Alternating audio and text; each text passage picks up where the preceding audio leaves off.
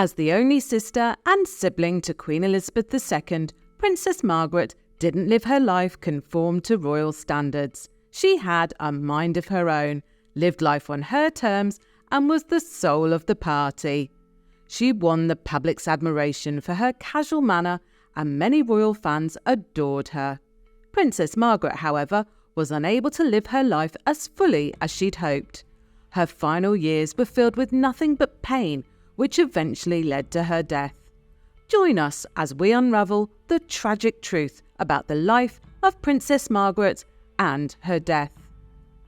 Princess Margaret, a royal wild child who lived her life and broke boundaries without thinking of what anyone would say. Let's get started with the early years of Princess Margaret. The early years of Princess Margaret. Princess Margaret was born in her mother's ancestral home, Scotland, on the 21st of August, 1930. She was just a royal child whose uncle was king. However, life happened when she was only 6 years old, and Margaret found herself in the public spotlight. Princess Margaret's uncle, King Edward VIII, abdicated the throne in 1936 because of his love affair and marriage to Wallis Simpson, an American divorcee.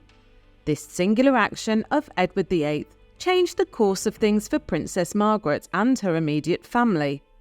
Her father became King George VI, and her elder sister Elizabeth became the heir to the throne, which made Princess Margaret the second in line to the throne.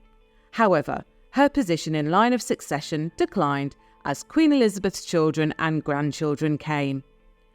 During their growing up days, Elizabeth was being prepared for the throne by being taught history lessons and any other prerequisites needed, while Margaret, on the other hand, was left to a governess who included music and dance in her lessons.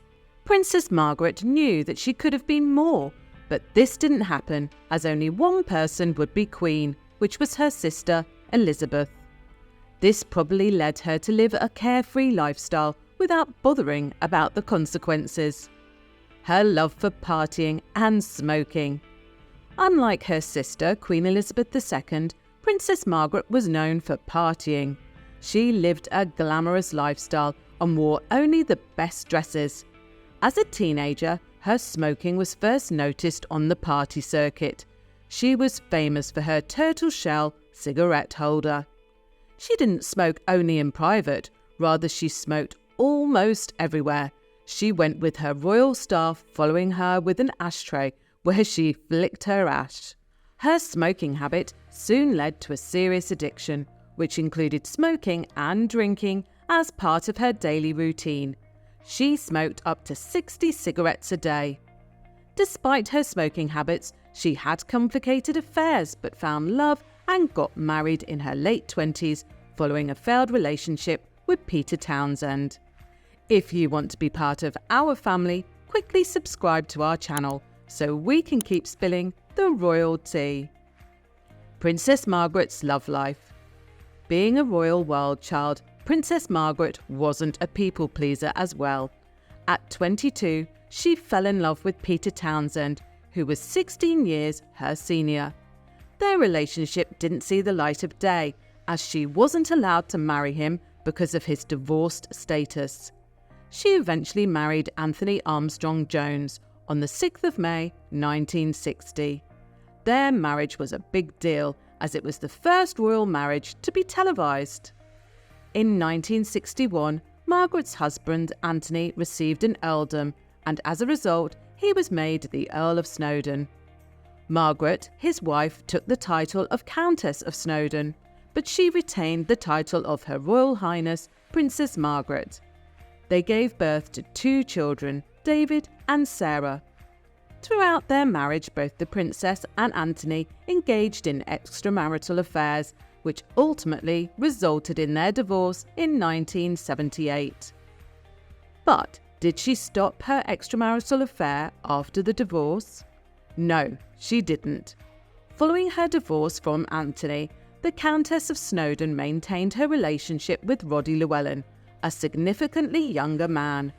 She was 17 years older than Roddy and the tabloids frequently discussed their relationship and referred to Roddy as Princess Margaret's toy boy. They dated for 8 years and eventually broke up in 1981, while Roddy got married to a fashion designer, Tatiana Soskin, in the same year, with Princess Margaret attending the wedding. A few years after their relationship ended, Princess Margaret had a cancer scare. Early health struggles. As a result of her heavy smoking and drinking, Princess Margaret had a cancer scare. There was a benign growth on her lungs. In January 1985, she had to undergo surgery in a private hospital suite at West London's Brompton, where a small portion of her left lung was removed. Thankfully for her, the lungs were proved to be non-malignant and cancer was ruled out.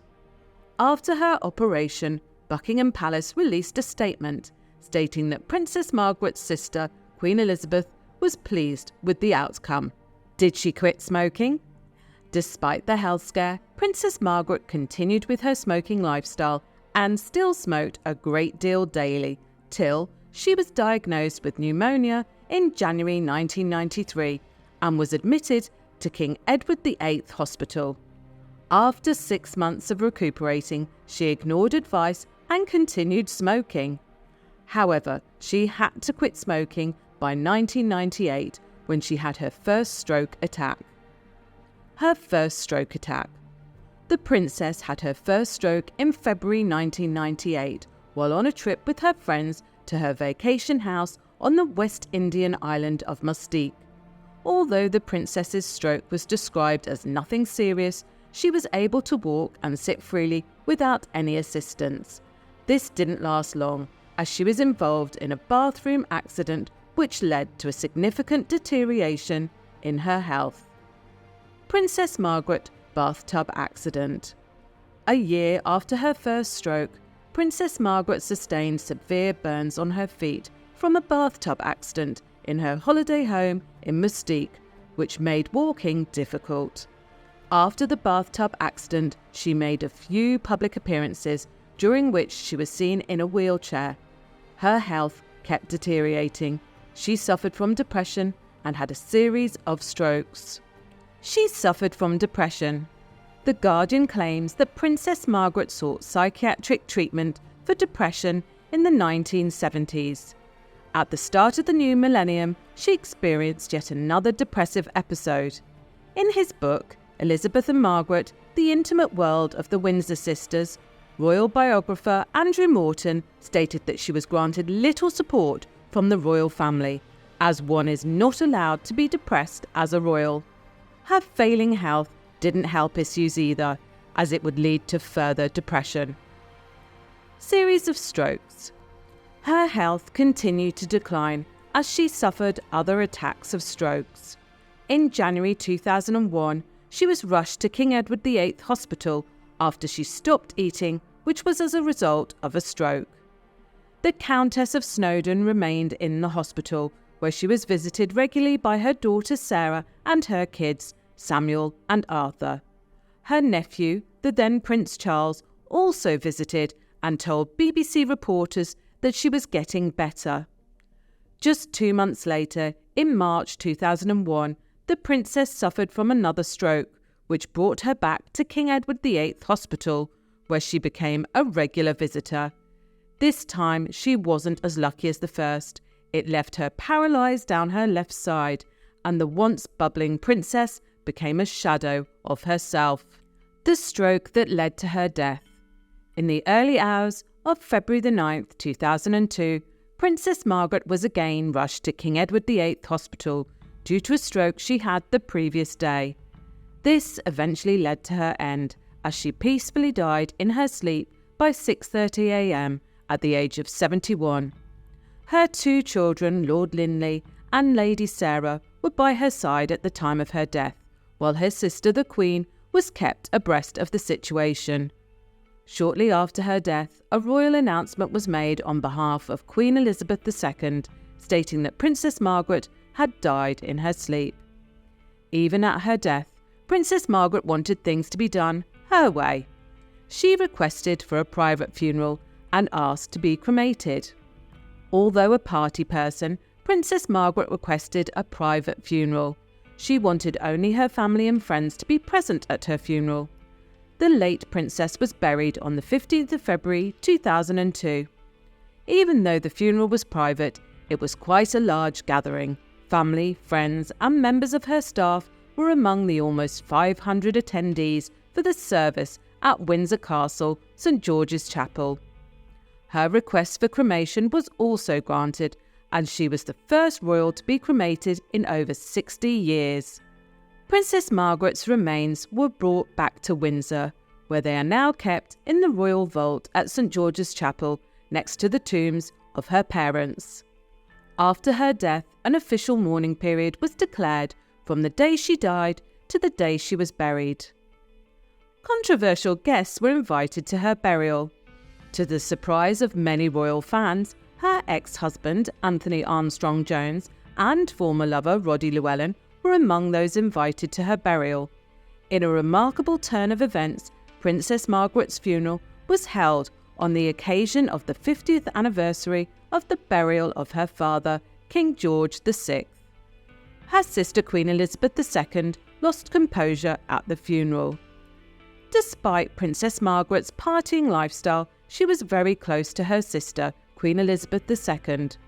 During Princess Margaret's funeral at Windsor Castle, Queen Elizabeth II, for the first time, was betrayed by her eyes in public as she looked at the coffin of her sister, who was once full of life. How was she mourned by the public? Princess Margaret was loved by the public, and so her death left many heartbroken. The royal family set up a memorial website for her where mourners were sent in their condolences, describing her as a lovely and lively person. Others who wished to pay their last respect to the late princess in person were invited to St James's Palace to write in the condolence books. The royal family also enjoined mourners to support the various charitable causes she was committed to. Amongst these were the National Society for the Prevention of Cruelty to Children, NSPCC, the Guide Association, and the Royal Ballet, as the late princess was a matron to these groups. After her funeral in February, a public memorial service was also held in her honour on the 19th of April 2002. It was a well-attended event with different dignitaries irrespective of their political beliefs. Over 2,000 guests were in attendance. Although her life was cut short by different illnesses and fate that surrounded her final years, Princess Margaret was a fascinating, vivacious woman who embraced life and relished the finer things in it. The Countess of Snowdon will always be remembered for her independent lifestyle, sense of humour, support of philanthropic causes, and unwavering devotion to her sister, the Queen. What do you think about the late Princess Margaret, her life, and the circumstances leading to her death? Share your thoughts with us in the comments section below. Click here to watch more videos, and thanks for watching. See you in the next video.